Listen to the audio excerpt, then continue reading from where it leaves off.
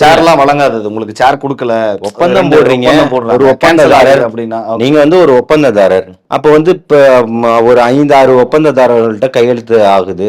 அப்ப நீங்க குறிப்பிட்ட நேரத்துல கொண்டு வந்து சேர்க்கணும். ஏன் சேர்க்கல?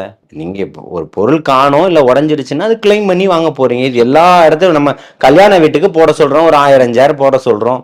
1000 சேர்ல ஒரு 2 சேர் உடைஞ்சிருச்சு, 10 சேர் உடைஞ்சிருச்சு, அப்படியே எடுத்துட்டு போயிடுவீங்களா?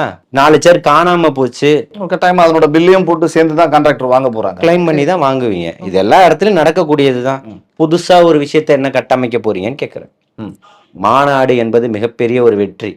ஒரு பெரிய கருத்தெல்லாம், மாற்று கருத்தெல்லாம் சொல்லிட முடியாது. அந்த அளவுக்கான கூட்டம் இருந்தது. விஜய் அவர்களுடைய பேச்சும் அப்படிதான் இருந்தது. நான் உங்ககிட்ட இருந்து தெரிஞ்சுக்க விரும்புறது, இந்த மாநாட்டில் நடந்த சிக்கல்கள் இருக்குல்ல, உங்க கருத்தியல் ரீதியாவோ சித்தாந்த ரீதியாவோ, ரெண்டாவது மாநாட்டை நடத்துறதுக்கே சேர் கொடுக்கல அப்படிங்கிறது ஒரு பெரிய விஷயம்.